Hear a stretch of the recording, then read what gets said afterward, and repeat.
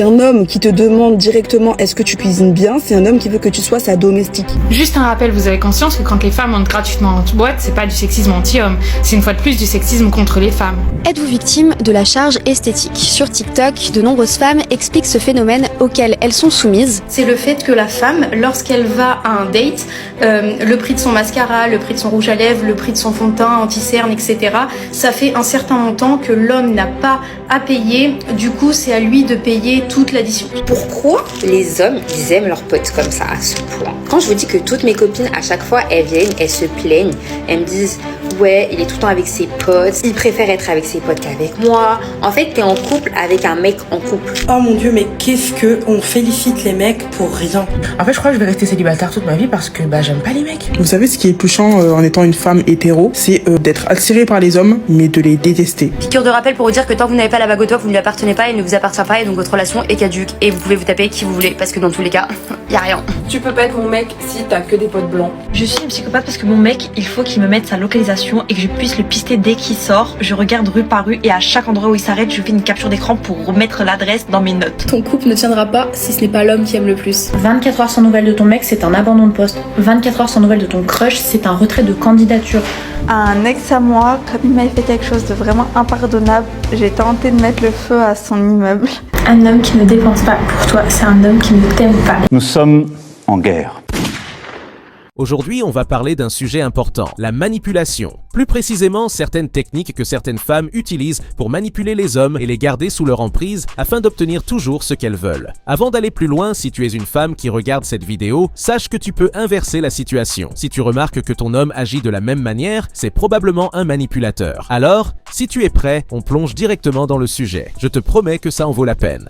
Bienvenue aux nouveaux sur ma chaîne YouTube, abonnez-vous pour ne pas manquer mes prochaines vidéos. On est parti! Alors, qu'est-ce que la manipulation au sens propre? Il s'agit d'influencer ou de contrôler quelqu'un de manière déloyale ou malhonnête. Certaines femmes sont devenues de véritables expertes en la matière et, si tu n'y prends pas garde, tu pourrais te réveiller un jour en réalisant que tu as complètement perdu ta liberté, tes pensées et tout ce qui fait de toi, simplement parce que tu aimes cette femme. Si tu as le sentiment d'être manipulé dans ta relation, cette vidéo va t'aider à y voir plus clair. Mais ne quitte surtout pas avant la fin, car à la fin de la vidéo, je vais te donner des solutions concrètes pour gérer une relation manipulatrice. Alors, regarde bien jusqu'au bout. Numéro 1, le chantage émotionnel. Je vais vous dire ce que ma copine a le droit de faire et en fait, je m'en fous.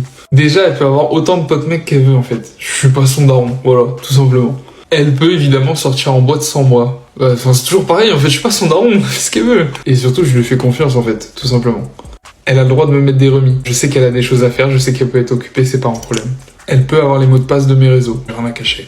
Elle peut partir en vacances avec ses potes sans moi. Ses potes, je les connais et je leur fais confiance et je lui fais confiance à elle. Elle peut sortir dans n'importe quelle tenue. J'ai pas à lui dicter ce qu'elle porte. Et de toute façon, elle a que des crop-tops. Croque-top. Ouais, des crop-tops. En plus, elle est belle dans tout ce qu'elle porte et elle est à moi, alors ça me dérange pas.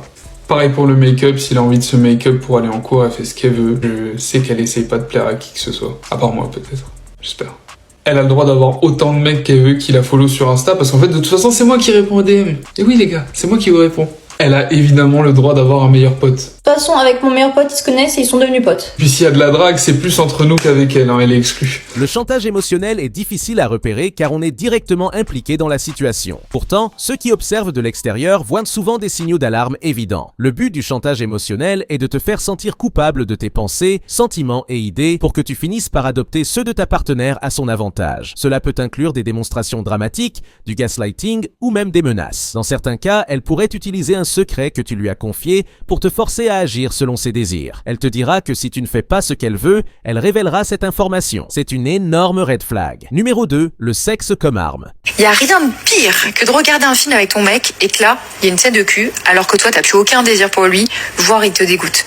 Alors là, tu te dépêches, là, t'es mal à l'aise et tout, t'espères que ça va pas trop l'exciter. Quand tu vas te mettre en pyjama, t'es là, oh, tu vas vite, parce que surtout, t'as pas envie qu'il te voit toute nue et tout ça pour pas générer encore plus d'interactions.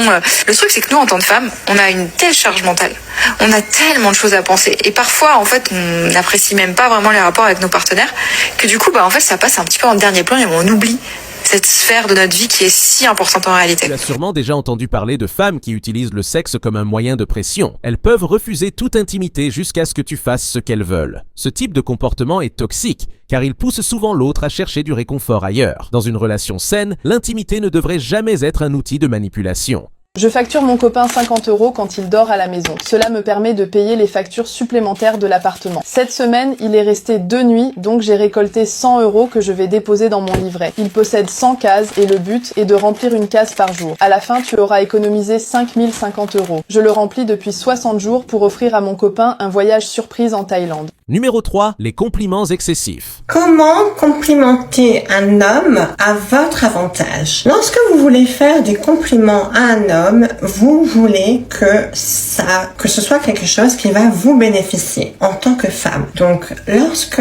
vous fréquentez cet homme, vous apprenez à le connaître, vous voulez pouvoir faire des compliments spécifiques sur des choses que vous aimeriez qu'il fasse plus ou des choses sur lesquelles vous aimeriez l'encourager. Typiquement, je ne vous conseille pas de complimenter un homme sur son physique. Par exemple, vous n'allez pas dire à un homme « Oh, je te trouve trop beau aujourd'hui » ou « Oh mon Dieu, ce style te va très bien ». Vous n'allez pas faire ça. Quand vous voulez bénéficier d'un homme, ce que vous allez faire, vous allez le complimenter sur quelque chose qu'il a fait, sur ses actions. Par exemple, vous allez pouvoir dire quelque chose comme à chaque fois que je suis avec toi, je me sens comme une princesse. Ça, c'est un compliment qui va renforcer son énergie masculine et qui va lui donner envie de plus vous faire sentir comme une princesse. Ou vous pouvez dire quelque chose comme ce que j'aime vraiment avec toi, c'est que t'es un vrai gentleman. Voilà. Vous complimentez pas des mecs sur son physique. Moi, je vois des filles, elles disent oh, il est trop beau.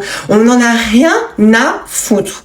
Vous voulez le complimenter sur quelque chose qui va vous bénéficier et sur des qualités que vous voulez qu'il accentue, pas sur son physique. Une autre tactique courante est l'usage exagéré des compliments, surtout avant une demande particulière. Par exemple, si ta femme commence soudainement à te flatter énormément pour quelque chose d'anodin alors qu'elle ne le fait pas d'habitude, sois sur tes gardes. Il se pourrait bien qu'une requête suive rapidement. Je vais complimenter mon mari et voir sa réaction. Amour, tu sais qu'il était trop beau, toi. Tu entends le filmer? Ouais. T'es tout beau, t'as une belle peau. Non, amour, je te jure, je suis sincère. Hein. Je te le dis pas souvent, mais t'as une très belle peau. Tu fais pas trop ton âge en fait. Ouais, est-ce que tu peux me dire un peu ton secret? Est-ce qu'il te rend aussi beau? Tu veux savoir mon secret? Ouais, dis-moi un peu mon cœur. C'est la tranquillité. Oui. C'est la tranquillité, t'as une femme qui te sourit. Numéro 4, la preuve d'amour. Vous savez, l'argent, c'est pas ça qui définit un homme capable, d'accord? Par contre, l'argent, ça définit à quel point l'argent qu'il va être capable de dépenser pour vous, ça définit à quel point il est investi dans cette relation. Si elle te dit souvent des phrases comme « Si tu m'aimes, tu feras ça pour moi. Si tu m'aimes vraiment, tu m'achèteras ça. » Ce type de manipulation est particulièrement sournois, car il exploite ton amour pour elle. Si ça arrive rarement et de façon légère, ce n'est pas forcément inquiétant. Mais si cela devient un schéma récurrent, attention, car cela peut rapidement devenir toxique. Un homme qui ne dépense pas pour toi, c'est un homme qui ne t'aime pas. Il y en a plein qui ne peuvent pas comprendre, mais c'est hyper simple. Numéro 5, les déclarations dramatiques. Et puis je jure, c'est horrible d'être la personne qui aime le plus dans le couple. Mon copain, je peux tout faire pour lui, genre tout. Il a besoin d'un truc, je serai toujours là pour lui. C'est pas forcément réciproque tout le temps. C'est un problème que j'ai, genre c'est pas normal parce que vraiment, peu importe. Même ma mère, imaginons, elle me propose une journée shopping avec mon copain, genre il me propose un truc, je vais aller avec mon copain et c'est horrible. Franchement, je déteste être comme ça. Je le vis trop mal. Franchement, je le vis vraiment mal. Parce que toi, du coup, tu t'attends à ce que l'autre personne fasse la même chose. Mais c'est rarement le cas, forcément. Sinon, je serais pas là, les larmes aux yeux. C'est rarement le cas. Je sais pas quoi faire. Les manipulateurs utilisent souvent des phrases exagérées pour te faire culpabiliser. Tu es la seule personne que j'ai jamais aimée. Toi, plus que quiconque, devrait comprendre ça. Ils peuvent aussi reformuler tes propos pour leur donner un tout autre sens, afin de te faire sentir coupable ou te forcer à agir d'une certaine manière. Numéro 6, c'était juste une blague. Dès qu'un mec trouve un bijou beau sur moi, je lui dis que c'est mon ex qui m'a offert alors que c'est pas vrai. Quand je monte un truc sur mon téléphone, je mets mon téléphone ne pas déranger devant lui pour qu'il se dise il y a un truc à cacher alors qu'il y a absolument rien, c'est juste pour le faire chier. Des fois, je lui dis qu'il y a plus l'emoji meilleur ami sur Snap pour qu'il me prouve que si et qu'il screen son Snap et que je vois les autres personnes qu'il y a. Quand je sais qu'il a menti sur un truc, je lui pose genre 500 fois la question pour qu'il se dise ouais, c'est que j'ai menti. Et quand il me dit la vérité et qu'il s'excuse, je lui dis ah, mais je savais même pas que t'avais menti. Je posais juste la question comme ça. Du coup, après, il se sent con. Là, depuis qu'il est dans ma story privée, quand je parle, je regarde sur le côté, genre il y a quelqu'un avec moi alors que je suis vraiment seule dans ma chambre. Je l'appelle à des moments où je sais qu'il pourra pas répondre, soit pour l'embrouiller après ou sinon juste pour voir qu'il me rappelle et voir son prénom sur mon téléphone et je réponds pas. Quand je veux qu'un mec il fasse ce que je dis, je lui dis ouais mon ex il faisait tout le temps ça alors que mon ex a genre jamais fait ça, quoi. Quand je suis avec mes potes, je fais genre, on est grave occupé, du coup je peux pas le répondre, alors qu'en vrai, la plupart du temps, je suis sur mon téléphone et je suis sur TikTok et je vois ces messages. Quand il me saoule, je vais dehors, je mets une story pour qu'ils me disent, ouais, tu vas où? Alors je suis juste allée à Carrefour. Je lui montre des meufs qui sont genre 100% son style et je lui dis, ouais, tu la trouves belle? Et quand il répond oui, bah ça part dans tous les sens. Pourquoi tu la trouves belle? Pourquoi tu dis oui? Quand je suis énervée sans aucune raison, je reviens sur une histoire qui date de genre 2018 et je l'embrouille dessus. Quand je pose une question à un mec, j'attends une réponse qui va pas me plaire, exprès pour créer une embrouille. Tu as déjà entendu cette phrase après un commentaire blessant? C'est une technique manipulatrice classique. Les manipulateurs disent quelque chose de méchant ou de provocateur pour tester ta réaction. Si tu réagis mal, ils se rétractent en disant que c'était juste une blague. Mais en réalité, il y avait souvent une vérité cachée derrière cette blague. Numéro 7. Les larmes. Don't promise anybody. Don't promise anybody anything. If you know you can't.